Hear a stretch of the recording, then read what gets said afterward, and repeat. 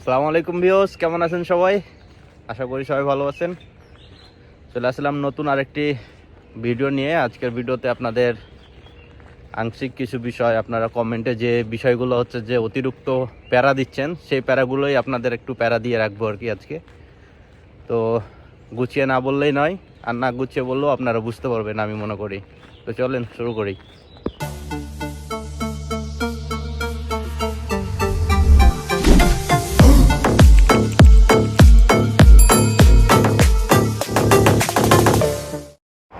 তো আপনারা প্রত্যেকটা ভিডিওর নিচে যে ম্যাক্সিমাম যে কমেন্টটা করছেন সেটার বিষয়ে আলোচনা করব। বিভিন্ন দেশ থেকে বিভিন্ন জনে অ্যাপয়েন্টমেন্ট কমপ্লিট করেছেন এবং বিভিন্ন দেশ থেকে বিভিন্নভাবে আপনারা অ্যাপয়েন্টমেন্টের জন্য আগে যে ডকুমেন্টসগুলো লাগে, work contract, vacancy number, accommodation contract, এই জিনিসগুলো আপনারা সংগ্রহ করেছেন। এখন কমেন্ট করছেন যারা অ্যাপয়েন্টমেন্ট অলরেডি কমপ্লিট করেছেন, তারা বলছেন ভাই আমাদের ভিসা রেশিওটা কেমন হবে বা ভিসাটা আমরা পাবো কি না। এক কথায় বলি, চেক রিপাবলিকের যদি অ্যাপয়েন্টমেন্ট কমপ্লিট হয়, আপনারা সেক্ষেত্রে আপনাদের যদি কোম্পানির ট্যাক্স, আপনাদের কোম্পানির টোটাল ফরেনার যে রুলসগুলো আছে তারা যদি টোটালি কমপ্লিট করে থাকে, তাহলে আপনারা ভিসা 65 থেকে 90 ডেজের ভিতরে আপনারা ভিসা কালেক্ট করতে পারবেন। এবং চেক রিপাবলিকের মূল যে বিষয়টা হচ্ছে 100% ভিসা রেশিও। অ্যাপয়েন্টমেন্ট কমপ্লিট করলে এনি হাউ তারা সব কিছু অ্যারেঞ্জ করে দিলে, সব কিছু কমপ্লিট হওয়ার পরে আপনাদের ভিসাটা দিয়ে দেয়। সেক্ষেত্রে 4 মাসও লাগে কারো ক্ষেত্রে 3 মাসে হয়ে যায়। আর যেগুলো সবচাইতে দ্রুত কোম্পানি, যে কোম্পানিগুলোর কোনো রেকর্ড নাই, কোনো সমস্যা নাই, কোনো রকম ট্যাক্স বকেয়া নাই, এই কোম্পানিগুলোর দ্রুত ভিসা হয়ে থাকে। হ্যাঁ, তো যাদের অ্যাপয়েন্টমেন্ট কমপ্লিট হয়ে গেছে তাদের ভিসা পাওয়াটা শুধু সময়ের ব্যাপার। তাহলে আপনাদের কোশ্চিনের যে অ্যান্সারটা ছিল সেটা পেয়ে গেছেন। এখন যারা হচ্ছে বিভিন্ন দেশ থেকে আপনারা এমপ্লয়মেন্ট কন্ট্রাক্ট, যেটা বলে যে আপনার এদেশের এমপ্লয়ারদের রেসিডেন্সি কার্ডের জন্য যেটা অ্যাপ্লাই করা হয়, এবং এই বিষয়ে যারা আপনারা ডকুমেন্ট সংগ্রহ করেছেন বিভিন্ন এজেন্সি বা বিভিন্ন ভাই ব্রাদারদের কাছ থেকে, তো তারা প্রশ্ন করছেন যে ভাই আমরা অ্যাপয়েন্টমেন্ট কবে পাবো বিভিন্ন দেশ থেকে। তো আমি বলি, মিডল ইস্টের ক্ষেত্রে সৌদি আরব, কাতার, কুয়েত, দুবাই, বাহরাইন, ওমান, এইসব দেশগুলোর বিভিন্ন দেশের বিভিন্ন রুলস, ঠিক আছে। যেরকম আপনার সৌদি আরবের যেটা বিষয় হচ্ছে, সৌদি আরবের পাশাপাশি ইয়েমেন, বাহরাইন এবং ওমান এবং হচ্ছে সৌদি আরব, এই সৌদি আরবের যে রাজধানী চেক রিপাবলিক অ্যাম্বাসি আছে, তারা আপাতত 4টি দেশের কার্যক্রম চালায়। সেক্ষেত্রে বাহরাইনের অ্যাপয়েন্টমেন্ট হয় এবং হচ্ছে ওমানের অ্যাপয়েন্টমেন্ট হয় এবং ইয়েমেনের অ্যাপয়েন্টমেন্ট হয় একটা অ্যাম্বাসি থেকে।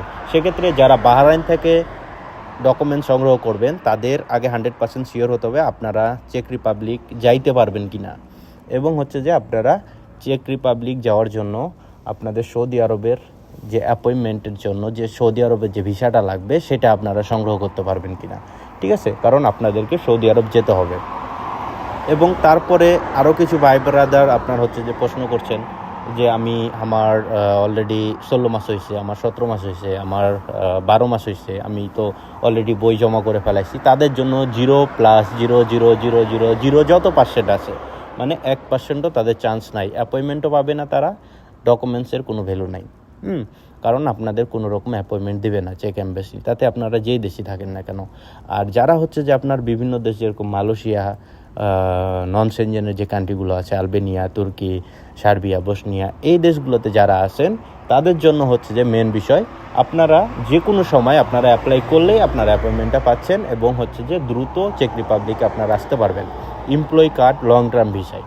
হ্যাঁ, তো আপনাদের এই প্রশ্নগুলোর উত্তর হইতেছে এভাবে। এখন আপনারা বুঝে শুনে আপনারা আগে 2 বছর লিগ্যালভাবে থাকুন যেই দেশেই আছেন, এবং সেই দেশে চেক রিপাবলিক অ্যাম্বাসি আছে কিনা সেটা দেখুন, এবং সেই দেশের রুলস রেগুলেশনগুলো দেখুন। যেমন আমরা যে টুকটাক যে কাজগুলো করি সেখানে আমরা আগেই ক্লায়েন্টদেরকে বলি, এবং ক্লায়েন্টদের সাথে আমাদের এরকম কথাবার্তা হয় যে আপনাদের ন্যূনতম 3 থেকে 9 মাস সময় নিতে হবে। কারণ হচ্ছে যে অ্যাপয়েন্টমেন্ট সলটা খুবই সীমিত এবং অ্যাপয়েন্টমেন্ট সল খুবই কম পাওয়া যায় মিডল ইস্টের দেশগুলোতে বিশেষ করে। সেক্ষেত্রে আপনাদের ওয়ার্ক পারমিট পেয়ে গেলে যে আপনাদের ভিসা হয়ে যাচ্ছে এমনটা কোনো কথা না। আপনাদের সল্টের জন্য, আপনাদের অ্যাপয়েন্টমেন্ট বুকিংয়ের জন্য অবশ্যই আপনাদের সময় নিতে হবে এবং সময় দিতে হবে। হ্যাঁ, তো এইভাবে কাজগুলো করা হয়। এবং এইভাবেই কাজগুলো সবাই করে। আর রেটের যেটা বিষয়, বিভিন্ন সাইড থেকে বিভিন্ন জন বলছেন, কেউ বলছেন 11 লাখ, কেউ বলছেন 12 লাখ, কেউ বলছেন 6 লাখ, কেউ বলছেন 8 লাখ, কেউ বলছেন 10 লাখ, কেউ বলছেন 7 লাখ। এমনও লোকে আমাকে ফোন দিয়েছে যে ভাই আমার সাথে ডিল হয়েছে 5.5 লাখ টাকা। তো আসলে মেন বিষয়টা আপনাদের বলি, টোটাল খরচ কত হয়। খরচটা হলো যে বিভিন্ন জনে বিভিন্নভাবে নিয়ে থাকে, এটা একজ্যাক্টলি খরচটা বলা আমার পক্ষে পসিবল না। তবে হ্যাঁ, নর্মাল যেটা খরচ সেটা 5,000 ইউরোর ভিতরে যদি হয় তাহলে এটা হচ্ছে নর্মাল খরচ। কারণ একটা এজেন্সি যখন বা একটা লোকে যখন আপনার পিছনে 6 মাস কাজ করবে, সেক্ষেত্রে সে কিছু টাকা লাভ করবে, এটাই স্বাভাবিক। হ্যাঁ, এবং লাভ ছাড়া কেউ কাউকে আনবে না, এটাই হচ্ছে যে নর্মাল বিষয়। সেক্ষেত্রে কেউ কম নেয়, কেউ বেশি নেয়। আপনাদের যদি কপাল ভালো হয় তাহলে ওরকম লোকের সাথে আপনাদের যোগাযোগ হবে এবং হচ্ছে যে আপনারা ওরকম অল্প টাকা দিয়ে আসতে পারবেন। আর কিছু কিছু ক্ষেত্রে আপনাদের কিছু কিছু এজেন্সি যেরকম হচ্ছে যে সাপ্লাই, আপনার হচ্ছে যে তারা একজনকে কাজ দেয় এবং সে একটা অ্যামাউন্ট নেয় তাদের কাছ থেকে, এবং সে এবং আবার কিছু টাকা লাভ করে আপনার কাছ থেকে নেয়। এভাবে রেটগুলো একটু বেশি হয়ে যায়। তো আপনারা যারা হচ্ছে যে এই এই এই গ্রুপগুলোতে পড়েছেন তাদের জন্য খরচটা একটু বেশি হয়। তো এটাই হচ্ছে যে মেন ইম্পর্টেন্ট হচ্ছে যে কথা। তো যাই হোক, আপনারা বুঝতে পেরেছেন অবশ্যই। আর আপনারা কমেন্ট করবেন, আপনারা অবশ্যই সাবস্ক্রাইব করবেন। সাবস্ক্রাইব না করলে আমিও আমার ভিডিওতে মজা পাই না ভিডিও বানাইতে, যেটা হলো সত্য কথা। আর কমেন্ট তো অবশ্যই করবেন এবং কমেন্টের পাশাপাশি লাইক করে জানাবেন যে আসলে ভিডিওগুলো কেমন হচ্ছে। তো সবাই ভালো থাকবেন, সুস্থ থাকবেন, এই বলে আজকের ভিডিওটা শেষ করছি। এবং আপনাদের নতুন কমেন্ট অনুযায়ী এবং নতুন প্রশ্ন অনুযায়ী আবার নতুন আরেকটি ভিডিও নিয়ে আসার চেষ্টা করব। তো সবাই ভালো থাকবেন, সে পর্যন্ত আল্লাহ হাফিজ।